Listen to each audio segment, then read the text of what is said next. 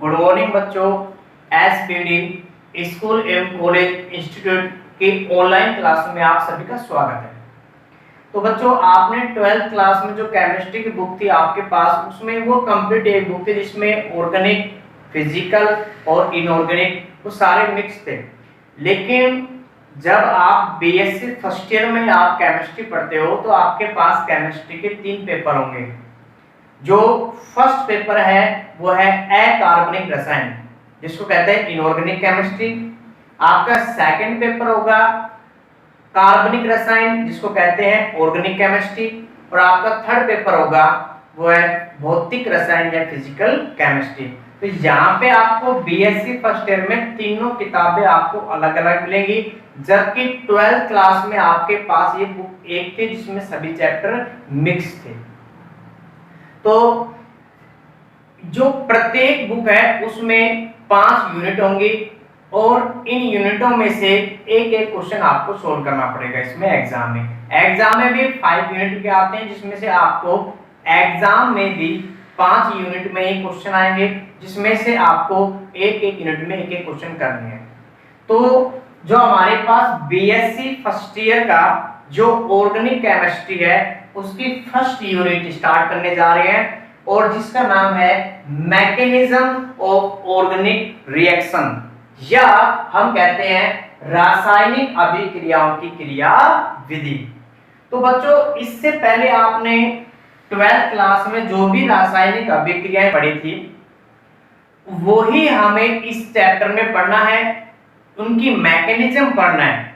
यानी कि उसमें आपने 12th क्लास में पढ़ा था, जैसे अल्कोहल हमारे पास कोई भी कंपाउंड है, अगर उसके ऊपर किसी भी दूसरे पदार्थ का अटैक कराते हैं तो हमें उत्पाद प्राप्त होता है। वो ही आपको इसमें पढ़ना है। लेकिन आपको ये पढ़ना पड़ेगा इस चैप्टर में, लेकिन आपको ये देखने के लिए मिलेगा कि जो अल्कोहल है उसमें कोई पदार्थ क्यों अटैक कर रहा है, और अटैक करेगा तो कौन सा पदार्थ बढ़ेगा, कौन सा पदार्थ नहीं बढ़ेगा। तो ये हमारे पास आपको इन चीजों का आंसर मिलेगा किसमें, रासायनिक अभिक्रियाओं की क्रिया विधि में।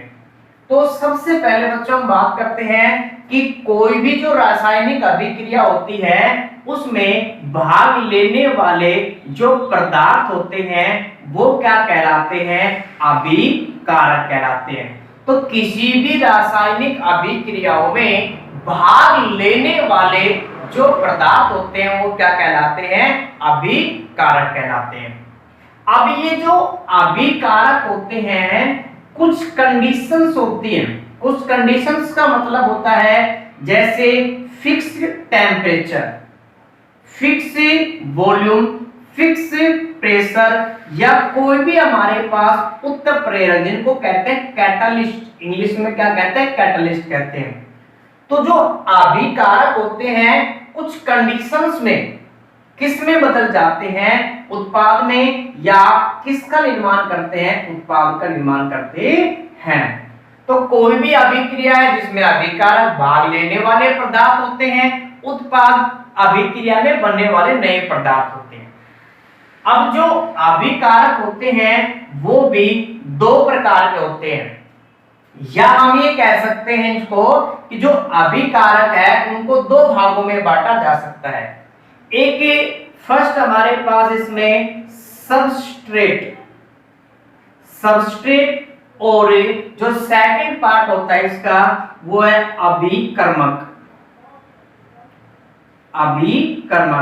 तो जो अभिकारक होते हैं वो भी 2 प्रकार के होते हैं, या इनको 2 भागों में बांटा जा सकता है। एक फर्स्ट हमारे पास है सबस्ट्रेट और अभिकर्मक। तो बच्चों, सबस्ट्रेट की अगर हम बात करते हैं तो सबस्ट्रेट वे पदार्थ होते हैं जिनके ऊपर अभिकर्मक आक्रमण करके किसका निर्माण करते हैं, उत्पाद का निर्माण करते हैं। तो वो क्या कहलाते हैं, सबस्ट्रेट कहलाते हैं। फर्स्ट कि वे सबस्ट्रेट जिनमें एकल बॉन्ड यानी कि सिंगल बॉन्ड पाया जाता है। तो कार्बन हमारे पास, कार्बन की वैलेंसी 4 होती है, तो इसमें से एक में से वैलेंसी में क्या जोड़ दिया हमने, हाइड्रोजन जोड़ दिया, और बाकी इसकी जो कार्बन की 3 वैलेंसी है उसमें कार्बन भी जुड़े हो सकते हैं और हाइड्रोजन भी जुड़े हो सकते हैं। अगर इस कार्बन के साथ हाइड्रोजन जुड़ा हुआ है तो ये पूरा यौगिक क्या कहलाएगा, एल्केन कहलाता है। अगर इस हाइड्रोजन के स्थान पे अगर जुड़ा होता है कोई भी हैलाइड्स, हैलाइड्स में अगर हम बात करें किसकी, एग्जांपल जैसे क्लोराइड, फ्लोराइड, ब्रोमाइड और आयोडाइड, तो ये सभी जो हैलाइड्स होते हैं अगर कार्बन पे जुड़े होते हैं तो इसका नाम होगा एल्किल हैलाइड, एल्किल हैलाइड। इसी प्रकार अगर हाइड्रोजन के स्थान पर OH ग्रुप जुड़ा होता है तो इसको क्या कहेंगे, एल्कोहल। अगर इस हाइड्रोजन के स्थान पे जुड़ा होता है इसमें NH2, अगर जो NH2 ग्रुप है अगर कार्बन से जुड़ा है जिसमें हाइड्रोजन और कार्बन उपस्थित होते हैं तो उसको कहते हैं एमीन। क्या कहते हैं, एमीन। अब यहाँ पे नाइट्रोजन जो डायरेक्ट कितने कार्बन परमाणु जुड़ा होता है, एक कार्बन से, तो इसका नाम होगा 1 डिग्री एमीन। इसी प्रकार अगर हाइड्रोजन के स्थान पर जुड़ा होगा इसमें NR, R का मतलब एल्किल ग्रुप, हमारे पास कार्बन परमाणु कितने भी हो सकते हैं, और सॉरी इस R के स्थान पे H, और इसी प्रकार जुड़ा इसमें NR और R। अगर हमारे पास इस कार्बन में अगर इस कार्बन के साथ ये NHR ये ग्रुप जुड़े हुए हैं तो ये भी एमीन है, लेकिन इस एमीन में नाइट्रोजन एक कार्बन से कितने कार्बन जुड़ा हुआ, 2 कार्बन से, तो इसको कहेंगे क्या, 2 डिग्री एमीन। इसमें एमीन में 1, 2 और 3 कार्बन जुड़ा है, इसको क्या कहेंगे, 3 डिग्री एमीन कहते हैं। तो ये जो एकल बंध वाले यानी कि alkane, alkyl halide, alcohol, amine 1 degree, 2 degree, 3 degree, ये सारे के सारे क्या कहलाते हैं, सबस्ट्रेट कहलाते हैं। इसी प्रकार हमारे पास नेक्स्ट एग्जांपल है कि वे सबस्ट्रेट जिनमें C डबल बॉन्ड O यानी कि कार्बोनिल समूह पाया जाता है। तो इसका एग्जाम्पल क्या है, जैसे यहाँ पे इस कार्बन की इस वैलेंसी के साथ या तो जुड़ा हो सकता है हाइड्रोजन या कार्बन जुड़ा हो सकता है, लेकिन अगर इस वैलेंसी के साथ जुड़ा हुआ हाइड्रोजन तो ये क्या बन गया, देखो CHO यानी कि एल्डिहाइड। तो ये हमारे पास जो समूह सबस्ट्रेट है वो कौन सा होगा, एल्डिहाइड होगा। अगर इस हाइड्रोजन के स्थान पे फिर से कोई भी हैलाइड जुड़े हुए हैं तो उसको कहते हैं अमल हैलाइड, अमल हैलाइड। अगर इसके स्थान पे जुड़ा है Cl तो इसको कहेंगे अमल क्लोराइड। अगर जुड़ा हुआ है Br इसमें उसको कहेंगे अमल ब्रोमाइड। इसी प्रकार अगर इस H के स्थान पे जुड़ा होता है OH तो हमारे पास कौन सा क्रियात्मक समूह बना, COOH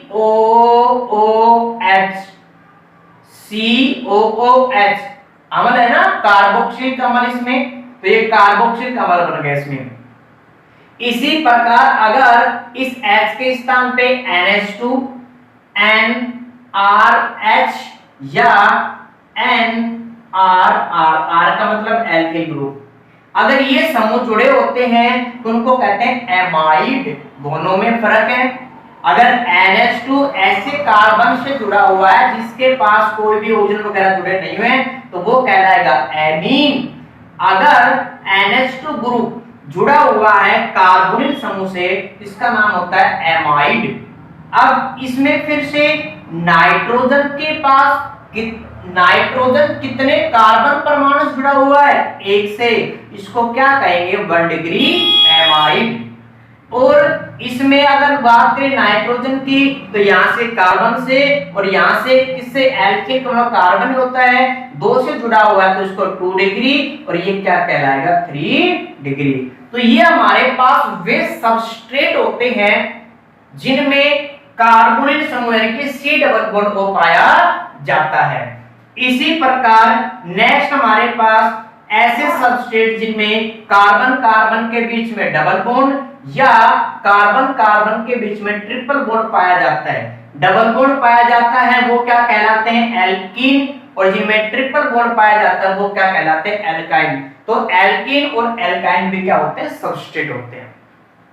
तो हमने पढ़ा सबस्ट्रेट। सबस्ट्रेट क्या होते हैं? वे पदार्थ होते हैं जिनके ऊपर अभिकर्मक क्या करते हैं? आक्रमण करवाते हैं। नेक्स्ट हमारे पास इसमें है अब अभिकर्मक।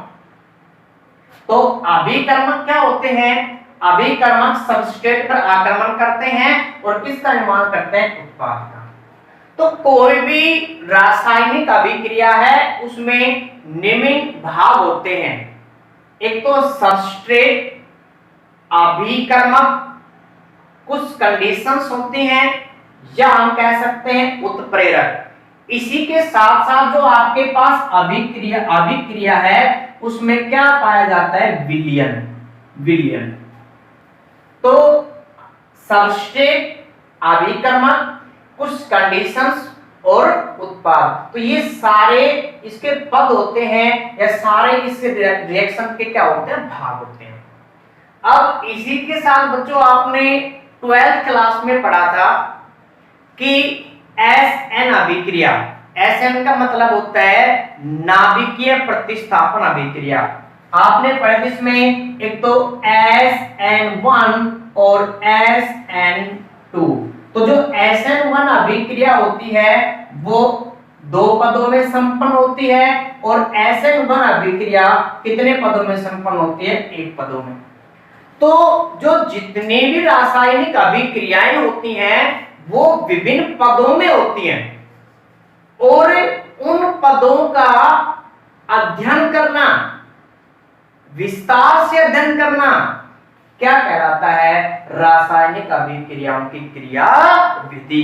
तो इसके डेफिनेशन हम कह सकते हैं कि बहुत सारी या सभी रासायनिक अभिक्रियाएं कुछ पदों में होती हैं और उन पदों का अध्ययन, विस्तारपूर्ण अध्ययन क्या कहलाता है? रासायनिक अभिक्रिया कहलाता है। तो यहां से हमारे पास अभिक्रिया में सबस्ट्रेट, अभिकर्मक, कुछ कंडीशंस होती हैं और विलयन होता है और क्या मिलेगा इसमें? उत्पाद। ये उसके क्या होते हैं? भाग होते हैं। इससे पहले कोई भी जो रासायनिक अभिक्रिया है उसमें जो सबस्ट्रेट होते हैं, उनमें बंध का क्या होता है? विदलन। बंध का क्या होता है? विदलन या विखंडन का मतलब है टूटना। तो कोई भी रासायनिक अभिक्रिया है उनमें सबसे पहले क्या होगा?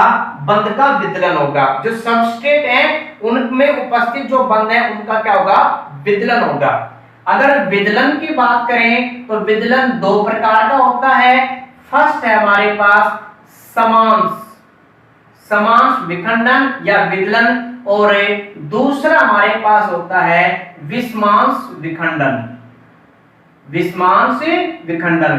तो जो विदलन है या विखंडन है यानी कि सबस्ट्रेट में जो बंध टूटते हैं वो 2 प्रकार से टूटते हैं। कौन कौन से? समांश और विषमांश। जब कोई सा भी प्रकार यानी कि चाहे समांश विखंडन हो चाहे विषमांश विखंडन हो, इनके फलस्वरूप जो स्पीशीज बनती है वो क्या कहलाती है? मध्यवर्ती कहलाती है। क्या कहलाती है? मध्यवर्ती, या इसको कहते हैं इंग्लिश में इंटरमीडिएट, यानी कि इसको किस से रिप्रेजेंट करेंगे? IN से प्रदर्शित करते हैं। तो सबस्ट्रेट में विदलन चाहे समांश हो या विषमांश हो, दोनों के फलस्वरूप हमेशा क्या बनते हैं? मध्यवर्ती। जब मध्यवर्ती बनते हैं तो उसके बाद नेक्स्ट स्टेप क्या होता है कि अभिक्रिया में जो मध्यवर्ती बनते हैं उनका क्या किया जाता है? स्थायीकरण। इसमें यानी कि कोई भी रासायनिक अभिक्रिया है जिसमें मध्यवर्ती का निर्माण हो रहा है, लेकिन अभिक्रिया में जो मध्यवर्ती बना है वो कम स्थायी है। तो सबसे पहले मध्यवर्ती क्या करेगा? अपने आप के स्थायित्व को बढ़ाएगा। जब स्थायित्व को बढ़ाएगा तो जो आपके पास उत्पाद है उसकी मात्रा बढ़ेगी ज्यादा। ठीक है, यानी कि जितना ज्यादा आपके पास मध्यवर्ती स्थायी होगा उत्पाद उतना ही क्या बढ़ेगा, ज्यादा। तो कोई भी रासायनिक अभिक्रिया में जो अभिकारक जो मध्यवर्ती होते हैं वो अपने आप को क्या करते हैं, स्थायी करते हैं। इसके लिए कुछ प्रभाव भी पढ़ेंगे इसमें, जैसे आपने 11th या 12th क्लास में पढ़ा था प्रेरित प्रभाव, अनुनाद। तो ये कुछ ऐसे प्रभाव होते हैं जो इस मध्यवर्ती के स्थायित्व को बढ़ाते हैं या घटाते हैं। जब मध्यवर्ती का स्थायित्व हो जाता है तो उसके बाद नेक्स्ट स्टेप में जो अभिकर्मक है, जो अभिकर्मक है वो अटैक करता है, किस पे करता है, मध्यवर्ती पे, और मध्यवर्ती पे अटैक करके किसका निर्माण करता है, उत्पाद का निर्माण करता है। तो हम ये कह सकते हैं इसके आधार पे कि जो कोई भी रासायनिक अभिक्रिया है उसमें जो सबस्ट्रेट है सबसे पहले उनमें बंध का विदलन होगा, और बंध के विदलन से किसका निर्माण होगा, मध्यवर्ती का निर्माण होगा, मध्यवर्ती का निर्माण होगा। और मध्यवर्ती के निर्माण होने के बाद जो अभिकर्मक है वो अटैक करते हैं, किसके ऊपर अटैक करते हैं, मध्यवर्ती पर अटैक करते हैं, और किसका निर्माण होता है, उत्पाद का निर्माण होता है। तो बच्चों इसी जैसे आपने 12th क्लास में पढ़ा था कि इस पे अटैक करा है, ये पदार्थ प्राप्त होता है, तो उसका आपको मैकेनिज्म पढ़ना है। एक्चुअल जो मैकेनिज्म जो रिएक्शंस होती हैं वो किस प्रकार हो रही है, इस चैप्टर में हमें यही पढ़ना है। तो आपको ये पॉइंट याद रखना है कि सबस्ट्रेट में सबसे पहले होता है क्या, बंध का विदलन। कितने प्रकार का, 2 प्रकार का। कौन कौन सा, समांश और विषमांश। समांश में और विषमांश के दोनों विदलन के फलस्वरूप हमेशा किसका निर्माण होगा, मध्यवर्ती का निर्माण होगा। फिर सेकंड स्टेप में अगर कोई भी मध्यवर्ती ऐसा है जो कम स्थायी है तो वो अपने आप के स्थायित्व को बढ़ाएगा। स्थायित्व को बढ़ाने के बाद ही किसका अटैक होगा, अभिकर्मक का अटैक होता है। तो ये हमारे पास इसमें कि कोई भी रासायनिक अभिक्रिया कैसे होती है इसमें। तो नेक्स्ट हमारे पास टॉपिक इसमें जो सबस्ट्रेट है उनमें बंध का विदलन। तो कितने प्रकार का विदलन होता है बच्चों, 2 प्रकार का। कौन कौन सा, समांश और विषमांश। तो फर्स्ट हमारे पास कौन सा विदलन है, समांश, और इसी का एक दूसरा नाम होता है होमोलिटिक।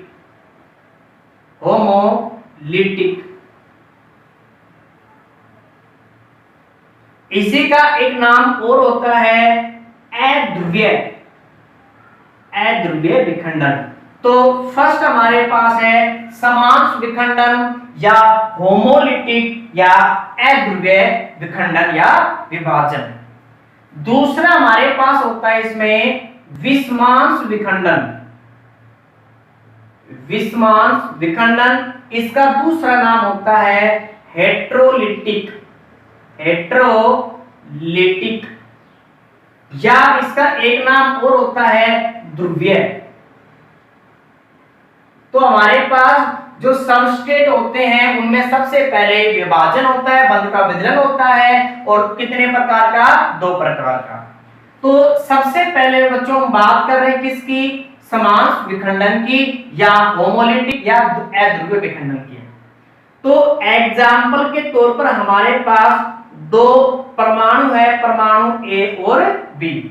इन्होंने क्या किया, अपने अपने इलेक्ट्रॉन का साझा किया, और इलेक्ट्रॉनों का साझा करने से कौन सा बंध बढ़ता है, सहसंयोजक बंध। यानी कि हमारे पास 2 परमाणु हैं ए और बी, दोनों किस बंध के द्वारा जुड़े हुए हैं, सहसंयोजक बंध के द्वारा। और यहाँ पे जो ये साझक इलेक्ट्रॉन है वो किसमें मिलेंगे, बीच में होते हैं, बंध के बीच में।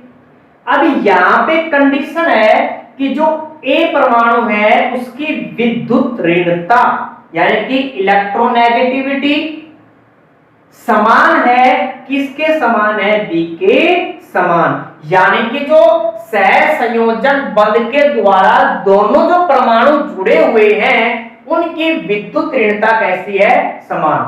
तो सर विद्युत ऋणता क्या होती है? 12th में पढ़ा था आपने, 11th में, 12th में, कि सहसंयोजक बंध के द्वारा जुड़े हुए परमाणुओं का साझे के जो इलेक्ट्रॉन हैं उनको अपनी तरफ खींचना, अपनी तरफ क्या करना? खींचना, वही क्या कहलाते हैं? विद्युत ऋणता कहलाती है। तो यहां पे हमारे पास दो एटम है, एटम ए, एटम बी, दोनों की विद्युत ऋणता कैसी है? समान।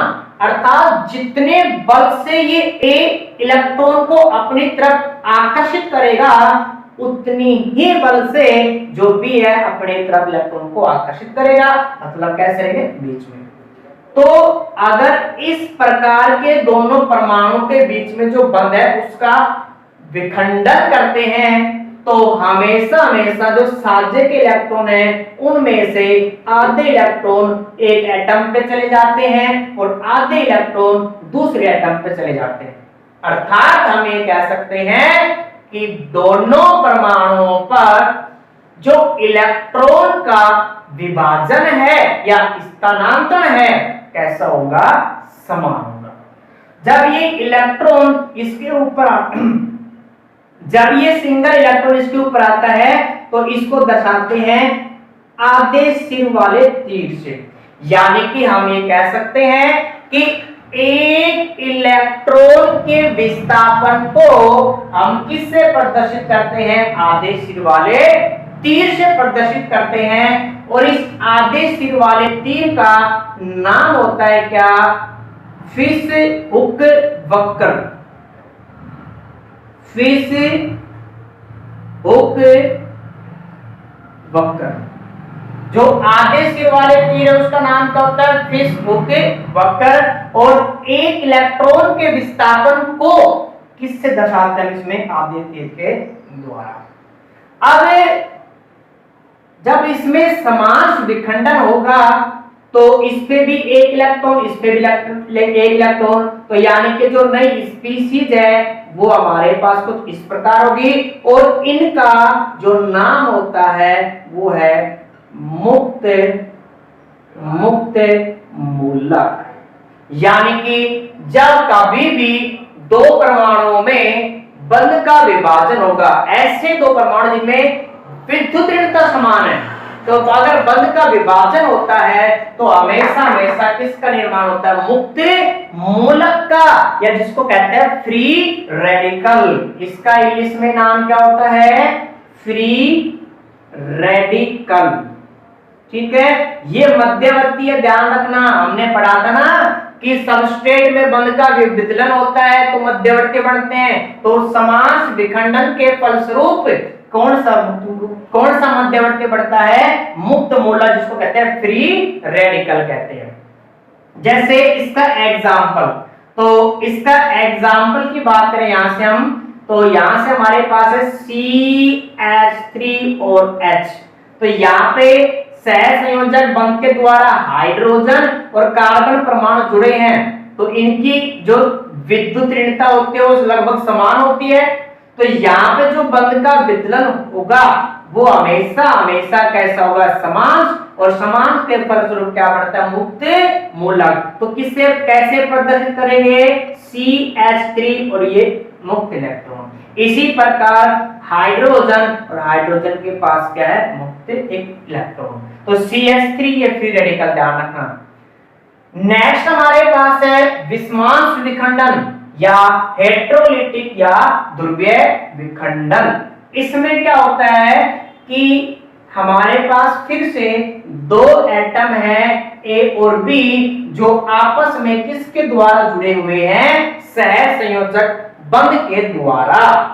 लेकिन जो एटम ए और एटम बी है उनकी विद्युत ऋणता समान नहीं है। अगर एग्जाम्पल के तौर पर हमने ये लिया कि एटम ए की विद्युत ऋणता यानी कि इलेक्ट्रोनेगेटिविटी कैसी है, अधिक है, और जो एटम बी है उसकी इलेक्ट्रोनेगेटिविटी क्या है, कम। तो सहसंयोजक बंध के द्वारा दो एटम जुड़े हैं ए और बी, ए की विद्युत ऋणता अधिक है किससे, बी से। तो साजे के इलेक्ट्रॉन क्या है इसमें, जब इनके बीच का बंध टूटता है तो साजे के इलेक्ट्रॉन किस पर जाएंगे, ए पे। क्यों, क्योंकि एक की विद्युत ऋणता क्या है, अधिक, इलेक्ट्रॉन को क्या करेगा, आकर्षित करेगा। जब इलेक्ट्रॉन ए की तरफ गए तो इलेक्ट्रॉन आए, क्या लाए, चीजी लाए, चीजी का मतलब चार्ज, ठीक है, इलेक्ट्रॉन आए, क्या लाए, चीजी मतलब चार्ज, मतलब इस पे चार्ज क्या आएगा, माइनस का, और इस पे चार्ज क्या आएगा, प्लस का, डेल, इसको कहते हैं डेल। डेल का मतलब होता है थोड़ा सा, अभी टूटा नहीं है, विस्थापित है। अगर टूट जाएगा तो इसके ऊपर, ए के ऊपर आ जाएगा चार्ज कंप्लीट, सॉरी, ए के ऊपर चार्ज आएगा कंप्लीट माइनस का, और बी के ऊपर चार्ज आएगा कंप्लीट क्या, प्लस का। तो हम यहां से कह सकते हैं कि ऐसे या सहज संयोजक बंध के द्वारा जुड़े हुए दो परमाणु जिनकी विद्युत ऋणता कैसी होती है, अलग अलग होती है, भिन्न भिन्न होती है, तो साजे के इलेक्ट्रॉन, जब बंध का विदलन होता है तो साजे के इलेक्ट्रॉन उस परमाणु की ओर जाते हैं या उस परमाणु पर विस्थापित होते हैं जिसकी विद्युत ऋणता क्या होती है, अधिक होती है। तो यहाँ पे ए एटम पे चार्ज क्या है, माइनस का, जिस पे माइनस का चार्ज होगा वो क्या कहलाएगा, ऋणायन कहलाएगा। बी पे चार्ज क्या आया, प्लस का, प्लस का चार्ज है तो क्या, धनायन। तो बच्चों याद रखना, जब विषमांश विखंडन होता है तो उस कंडीशन में हमेशा हमेशा क्या बढ़ते हैं, आयन बढ़ते हैं। एक धनायन बनेगा, दूसरा क्या बढ़ेगा, ऋण आयन बढ़ता है, ठीक है। यहाँ पे दोनों इलेक्ट्रॉन जा रहे हैं, दोनों इलेक्ट्रॉन जा रहे हैं, इसीलिए इसको किससे रिप्रेजेंट करते हैं, एक पूरे सिर वाले एरो से, ठीक है। अब इसका एक एग्जांपल लेके चलते हैं, ध्यान से समझना इस चीज को, ये काम आएगा आपके आगे जो एग्जांपल ले रहे हैं। कि हमने दो केस लिए, फर्स्ट केस क्या है कि कार्बन के द्वारा जुड़ा हुआ कोई भी ग्रुप, एक्स वाई जेड कुछ भी ग्रुप हो सकता है। अब यहाँ पे जो कार्बन है, हमने माना कि कार्बन की जो विद्युत ऋणता है वो अधिक है, और किससे अधिक है, इसी ग्रुप से अधिक है, ठीक है। ये हमारे पास कौन सा केस है, फर्स्ट केस। सेकंड केस की अगर हम बात करें तो कार्बन के साथ फिर से कौन जुड़ा हुआ, ग्रुप जुड़ा हुआ है। अब की बार कार्बन की विद्युत ऋणता कम है और इस ग्रुप की विद्युत ऋणता क्या है, अधिक है। तो यहां पे कौन सा विखंडन होगा, सोचो, समान से विषमांश। समांश में क्या होता है, दोनों की विद्युत ऋणता क्या होनी चाहिए, क्या, समान होनी चाहिए, शाबाश। और विषमांश में कैसे होने चाहिए, अलग अलग होने चाहिए। तो क्या इनकी विद्युत ऋणता समान है, नहीं। जब विद्युत ऋणता समान नहीं है तो कौन सा विखंडन होगा, इसमें विषमांश विखंडन। और विषमांश विखंडन में क्या होता है, साजे के इलेक्ट्रॉन उस एटम पे जाएंगे जहां पे विद्युत ऋणता क्या होती है, उसकी अधिक होती है। तो यहाँ पे साजे का अगर बंध तोड़ते हैं तो इलेक्ट्रॉन किस में जाएंगे, किसकी अधिक है विद्युत ऋणता, कार्बन की है, तो साजे इलेक्ट्रॉन किस पे जाएंगे, कार्बन पे जाएंगे, ठीक है। कार्बन पे चार्ज क्या आएगा, माइनस का, टूटा नहीं है तो डेल माइनस लिख दो। इस पे क्या चार्ज आएगा, डेल प्लस का। अब इन दोनों में किसकी विद्युत ऋणता अधिक है, ग्रुप की, तो यहाँ पे इलेक्ट्रॉन किस पे जाएंगे, ग्रुप पे, तो यहाँ पे चार्ज आएगा डेल माइनस का, यहाँ पे क्या आएगा, डेल प्लस का।